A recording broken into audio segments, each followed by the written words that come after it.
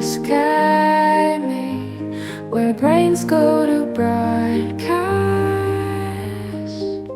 Welcome to the Deep Dive. Today we're jumping into something really fundamental. It's for anyone who deals with information, which, let's face it, is pretty much everyone. We're exploring how to effectively record and, organize your findings. Yeah, getting a handle on information. Exactly. Our mission, to give you a real shortcut to being genuinely well-informed, but without getting buried in data. We want to arm you with practical tools, practical strategies, stuff that'll actually change how you do research and writing. And it's so important to start thinking about organization right from the beginning. When you first kick off research, good habits early on, they aren't just about being tidy. They save you a ton of time later. And honestly, they make your final work much, much clearer. That makes sense. And the sources we looked at today, they've got some really valuable insights, some specific tools, yes, but also some powerful techniques. Okay, let's dive into that first area then.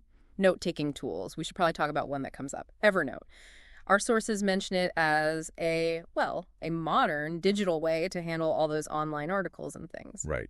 Evernote. What's interesting, as the material points out, is that it's seen as one of the, quote, latest methods of recording and organizing research on the internet. It's presented as free, which is a plus and easy to use. And it's apparently quite good for collecting electronic articles and adding your own notes, annotating them easily. So it helps pull things together. Exactly. Its real utility, I think, is centralizing information that might otherwise be scattered all over. Links here, downloads there. Now, the source does mention it's optional. You do need to register. But it's positioned as a good reference if you're looking for that kind of digital system. A searchable personal knowledge base. A personal knowledge base. I like that. Okay, so you've gathered your sources with something like Evernote. Now, how do you make sense of it all? Or maybe even more importantly, how do you make sense of your own writing once you've started? This brings us to a different kind of strategy, one that sort of flips the script on outlining. It's called the reverse outline. The reverse outline. And it seems really useful for two main things. First, summarizing stuff you read, like articles or books. And second, and this is maybe the big one for editing and improving your own work. That's right. And the key difference is when you do it. A traditional outline, well, you make that before you write. Yeah. Right? It's your plan. Yeah, the roadmap. Exactly. But a reverse outline, you create that after you've got a first draft down on paper. It's about looking back at what you actually wrote. Okay, looking back. So how does that work in practice? How do you actually do a reverse outline? It's actually surprisingly simple. First step. Yeah.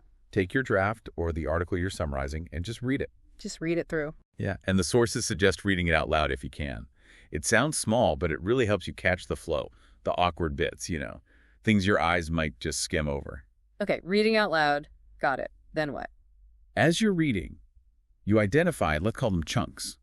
Chunks of information about one specific topic or idea. Usually this means looking at each paragraph or maybe a couple of paragraphs together if they cover the same point. Right, find the chunks. Then, right next to each chunk, in a margin or wherever, you just jot down a few words, like a very short phrase describing what that chunk is about, his main point. Not a full summary, just the core idea. Exactly, just the essence. Then you take a separate sheet of paper or a new document, and you list only those descriptions in the order they appeared in the text. And that list, that's your reverse outline. Like you said earlier, it's like making a table of contents after the book's already written. Huh. Okay, I see. So you've got this list of points. What then? What's the magic step? Well, this is where the analysis comes in. This is where it gets really insightful. You look at that list, your reverse outline, and you start asking some tough questions. Questions like, okay, how does this list actually flow? Is it clear how I get from idea A to idea B? Does it make sense, basically? Right. Does it make logical sense? You also look for problems. Are there gaps in the logic here? Am I missing something important? Do these paragraphs actually stick to one point, or are they kind of wandering? That last one sounds familiar. Wandering paragraphs. We've all been there. These questions, they force you to see the structure or maybe the lack of structure in what you've actually put down. It reveals things simple rereading often misses. Can we make that more concrete? The source had an example, right? About an art history paper. Yes, exactly. So imagine you wrote a paper on the Arrakis Monument in Rome. The assignment asks you to describe it, explain its history and significance, and compare it to another artwork from the class. Okay, standard assignment. So you write your draft. Maybe you feel okay about it, maybe a bit unsure. Then you do the reverse outline. You list the core idea of each paragraph. And maybe you look at that list and realize, whoa, wait a minute. That whole comparison part, it's not here. It's nowhere in my outline. So you completely missed a requirement. Or maybe you see that 3 different paragraphs seem to be about the monument's history, but they're scattered through the paper. Or you notice one paragraph starts talking about significance, but then drifts into description halfway through. Okay, so it highlights those structural weaknesses, like an X-ray for your writing, you said earlier. That's a great way to put it, an X-ray. It shows you the bones of the paper. Yep. So once you've done that diagnosis, what's the treatment? All right, what do you do next? It becomes much more actionable.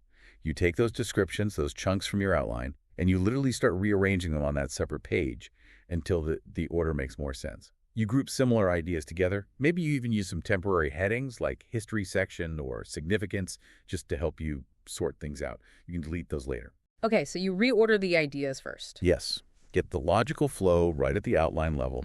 Then you go back to your actual draft and start moving the corresponding text blocks around to match your new improved order. And as you do that, you make sure each new paragraph is unified, really sticking to one main point. Then finally, you give the revised draft a good read-through. It's iterative. See, analyze, rebuild. See, analyze, rebuild. I like that. So bringing it all together for the listener, what's the big takeaway here? We've got tools like Evernote for gathering stuff, and then this reverse outline technique for making sense of it or improving our own writing. How does this help someone listening right now? Well, I think the core benefit is efficiency and effectiveness. These approaches, whether digital tools or thinking strategies, they cut down on wasted effort. They help you get clarity faster, whether you're trying to understand someone else's argument or structure your own. It leads to more confidence, I think, in handling information. Less feeling swamped, more feeling in control. More efficient, more effective, more confident. That sounds like a good outcome. Absolutely. We've focused on how powerful the reverse outline is for writing specifically. But it makes you wonder, doesn't it? This core idea of looking back at what you've actually created, critically assessing its structure, finding the gaps. Applying it beyond writing. Yeah. How could that principle apply elsewhere? You know, in project management, planning an event, maybe even making a complex decision. Anywhere the clear organization and logical flow are really important. Looking back to move forward more effectively. Interesting. It's about ensuring the final thing, whatever it is, actually holds together logically, not just hoping it does. Something to think about. Cascade me where brains go to broadcast. Cascading me, knowledge speaks, tuition sleeps.